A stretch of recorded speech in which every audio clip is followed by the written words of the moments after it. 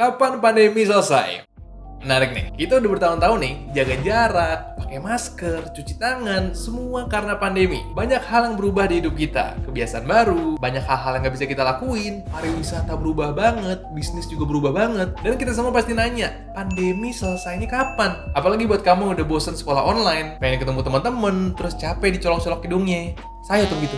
Saya sampai nanya sama CNN dan Ted. Pandemi COVID-19 yang kita hadapin sekarang ini bukan pandemi pertama yang pernah dirasain oleh bumi kita ini. Dari dulu juga pandemi penyakit udah ada. Kayak pandemi SARS, pandemi flu babi, pandemi HIV, dan pandemi-pandemi lainnya. Banyak ya. Cuma emang si COVID ini aja yang parah banget penularannya. Kita belajar dari pandemi yang mirip sama COVID-19 ini ya. Gimana cara si pandemi sebelumnya bisa kelar? Yaitu pandemi SARS yang terjadi di tahun 2002 sampai 2003. Setahun doang dia udah kelar. Nah yang menarik dari si SARS ini, penyebabnya sama sama COVID. Dari virus yang namanya coronavirus. Si SARS ini berawal dari Cina dan gejalanya juga mirip-mirip. Mulai dari demam, batuk, dan sesak nafas. Nah, pandemi SARS ini nyerang 26 negara. Dan jumlah total kasusnya ada 8.100 kasus. Kematiannya 774 orang. Wah, si pandemi SARS kasusnya nggak sebanyak corona. Terus juga di setahun doang udahan. Kalau kata CNBC, virus ini hilang dengan sendirinya. Tapi dengan penanganan ketat dari sektor kesehatan. Kayak isolasi, terus pengobatan, terus juga dilacak nih siapa aja yang kena. Gara-gara penanganannya ketat, si virus sampai bingung harus kemana lagi nih. Karena udah dibabat habis sama para pahlawan kesehatan di saat itu. Terus kenapa COVID nggak bisa digituin juga? Sebenarnya sekarang juga sama. Ada isolasi, ada pelacakan, dan lain-lain. Tapi virus COVID ini tingkat penularannya tuh bener-bener kencang banget, bos. Makanya buat ngontrol penularannya juga susah. Itu alasan kenapa pandemi COVID-19 ini lama banget selesainya. Selain pandemi SARS, ada juga pandemi flu Spanyol. Dan dia mirip-mirip juga. Bisa hilang karena si virus bingung harus nyerang siapa lagi nih. Saat itu dia nyerang 500 juta orang. Lebih tinggi daripada COVID sekarang. Tapi orang udah pernah kena flu Spanyol ini, dia punya daya tahan tubuh lebih tinggi. Akhirnya si virus nggak dapat tempat tinggal dan dia hilang dengan sendirinya.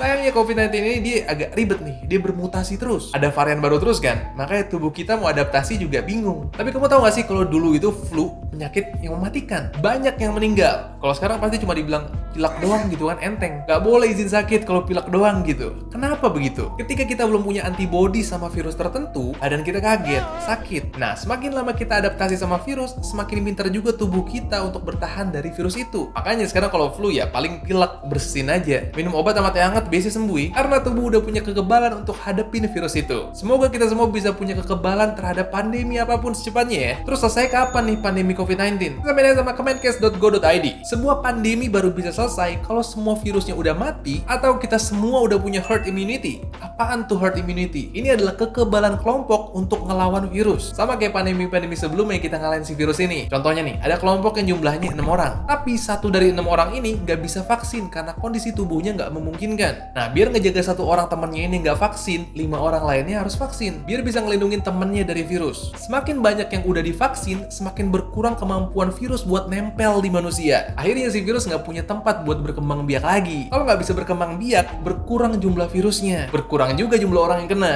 WHO juga bilang, minimal 70% dari populasi udah harus divaksin. Supaya bisa dapet tuh kekebalan kelompok. Tapi karena si virus bermutasi terus, jadi jumlah orang yang divaksin harus lebih dari 70%. Kalau nih virus upgrade skill mulu, lama-lama seluruh penduduk Indonesia harus divaksin. Tujuannya supaya si virus nggak punya tempat buat berkembang biak. Kamu tahu nggak sih kalau kasus COVID di dunia ini udah sampai 413 juta kasus. Dan yang meninggal ada 5,83 juta orang. Ini kata WHO, saya nggak ngitungin. Emang bener-bener jahat virus ini. Makanya kita harus selalu jaga diri baik-baik, jaga prokes, divaksin nih. Nggak ada chipnya kok di dalam situ. Tenang, supaya kita bisa dapetin herd immunity dan si pandemi bisa selesai. Jadi kayak flu biasa aja. Intinya pandemi kali ini kapan selesainya? Kalau para peneliti sih bilangnya pandemi ini bisa selesai di tahun 2023. Selama nggak ada varian baru yang lebih ganas. Gimana cara kita dapetin itu? Ya dengan punya herd immunity. Tapi balik lagi, wallahu alam nih. Doanya sih supaya pandemi bisa selesai secepatnya. Aminin aja ya kan? Tetap pakai masker dulu, cuci tangan, jangan keluar rumah kalau nggak perlu, dan vaksin kalau belum. Itu jawaban untuk kapan pandemi selesai. Yaitu ketika kita udah punya herd immunity. Berikutnya kita mau belajar bareng tentang apa lagi nih? Tulis di kolom komen ya.